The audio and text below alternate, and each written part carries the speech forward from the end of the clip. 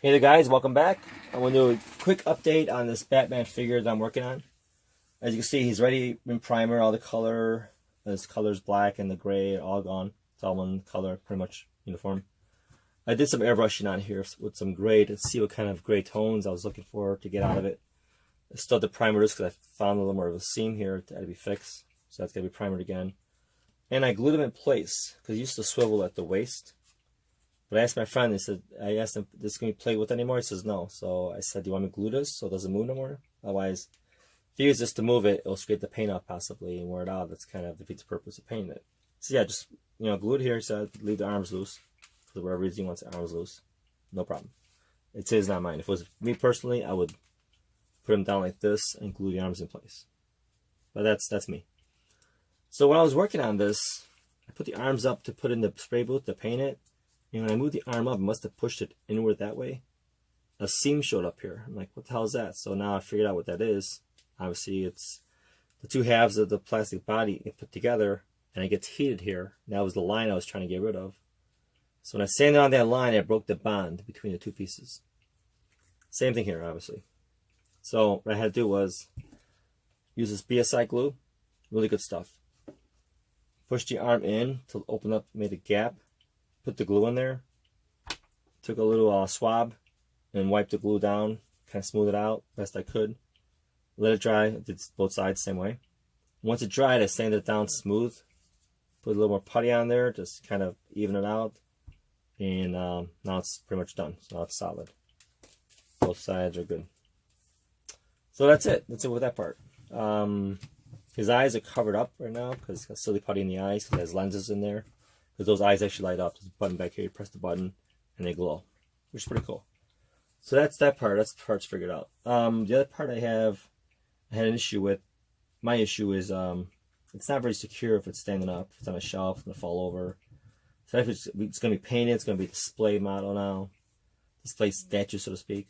So I suggested to my friend I can make a base for him, and or get a base to put him on there. So just like put, basically set on a base. It'll be steady. Won't fall. So I don't have any bases. So what I'm going to do for now is use this piece of plywood. It's not as thick as I want it to be, but it'll fit right on the perfect. It'll be great for airbrushing too, so it'll be a lot easier instead of worry about me turning on the turntable and falling over. And fresh paint, I'm going to screw it up. So what I'm going to do to pin him down, the usual method is the 1/8 key stock, steel key stock. I'm going to drill holes in bottom of his feet. Cut a section of this out there, put in both feet. And then the opposite end, in the base itself, will be this brass tubing. It's 5/32 to go over the 1/8. And at the other end, will be the brass tubing. There'll be a magnet here, basically, more or less. So when you slide the key stock in, you'll grab the magnet. It'll stay in place there. Hold it in place, more or less. So that's that. I got that figured out. Now, the other problem is, I'm sure he's hollow. Once I start drilling into this, I'll see better, but I doubt he's solid plastic. If he is, great. If not, I'm going to have to figure out a way to put some Magic Sculpt in there and get this tool and kind of fit it in there, go around and pack it in. I may just do that, let that Magic Sculpt dry, and then put fresh stuff in there, and then put this key stock in there.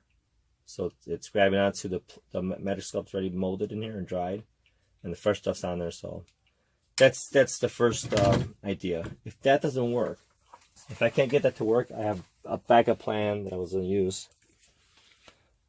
This is great stuff. This is stuff we use for windows and doors, as it says on the can. It's a foam sealer insulator. You spray it into the seams and it expands a little bit. So this expands to seal insulate windows without bowing. They make another one also that expands a lot. If I put that in here, this leg is going to split. That's how strong this stuff is. It expands quite a bit, but this one won't.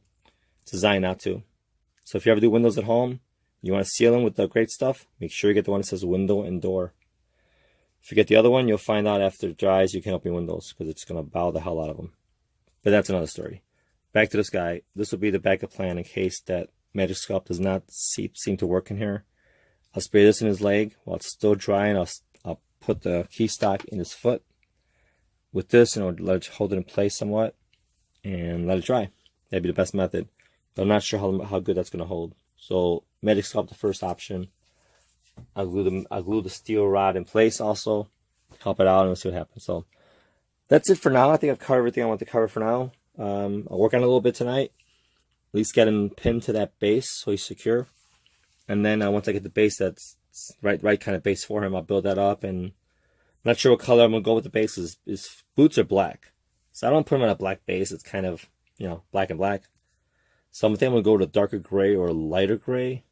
Maybe a little contrast of some sort. Maybe some shaded gray with the black. We'll see. Maybe a little purple in there. Who knows? We'll see. We'll get a little crazy with the colors and we'll see what happens. Something that stands out, but definitely not black, because it's black boot, black base. Boring. Need a little contrast. So maybe I'll get some kind of a Batman symbol in here. That'd be kind of cool, huh?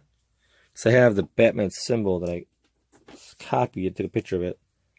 That was on his chest, right here. So I took a picture of it, and I ran it through the printer.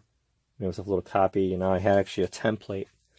Let me show you what I did here real quick before I have to cancel this video here. I made a template for him. So once I get ready, I'm going to put this on here so I can airbrush it with a little template. People say I could probably do it by hand, freehand, paint it or something. With airbrushing is a lot cleaner. So we'll see what happens. But as you can see, that's hollow. Let's see through, I should say. So I'll put that on there and airbrush it. But that's later on. You gotta get creative with this stuff, so it's fun. Alright guys, so that's it for tonight. I'm just gonna update you on this Batman. And continue another video in the next few days, or probably possibly next week. At least want to get him pinned to this little base right here tonight. Get that done. At least I know he's not going to be falling over. Because right now I've got him laying down. Set him down because I'm afraid he's going to fall over. So I'd rather put him down where he's going to be anyway. So, alright guys, have a good night. Thanks for watching, and we'll catch up soon with another video. Bye-bye.